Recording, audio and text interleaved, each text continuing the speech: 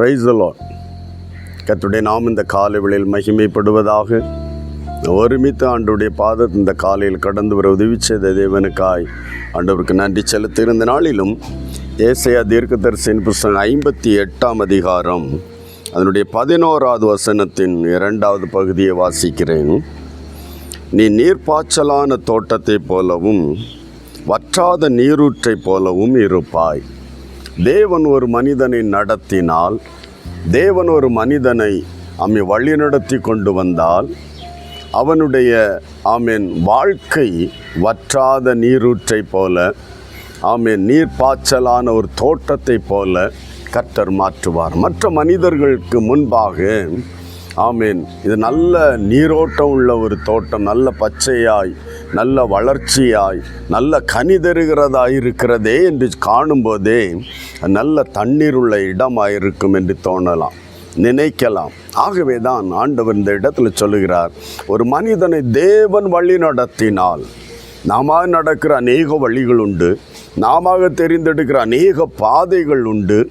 ஆனால் கர்த்தர் ஒரு மனிதனை, ஒரு தெய்வ பிள்ளையை வழிநடத்தும் போது, அவர் வழிநடத்தினால் நீர்ப்பாய்ச்சலான தோட்டம் என்பது வறட்சியை காணாதபடி, வறண்ட நிலைமையாக இருக்கலாம், பாலைவனமாக இருக்கலாம், சுற்றிலும் எந்த ஒரு பச்சையோ அல்லது வளர்ச்சியோ இல்லாததாய் கூட காணப்படலாம்.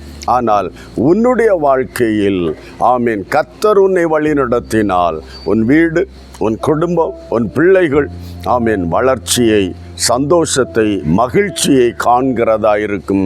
அது மற்ற மக்களின் நடுவில் இது ஆச்சரியமானதாய் கூட மாறக்கூடிய அளவுக்கு கர்த்தர் ஒரு மனிதனை வழி நடத்துவார். ஹல்லேலூயா. அதுதான் வேதம் சொல்கிறது, நீர்ப்பாய்ச்சலான தோட்டத்தை போல நீ மாறுவாய். தேவ கரங்களில் நம்மை விட்டு, ஆண்டவர் என் சித்தம் அல்ல உம் சித்தப்படி என்னை வழிநடத்தும் என்று ஆண்டவருடைய கரங்களில் நம்மை விட்டு கொடுத்து தேவனை நோக்கி பார்க்கும்போது அவர் நம்மை வழி நடத்துவார். ஹல்லேலூயா. அவர் நடத்தினால் வற்றாத நீரூற்றை போல நம்முடைய வாழ்வை மாறும்.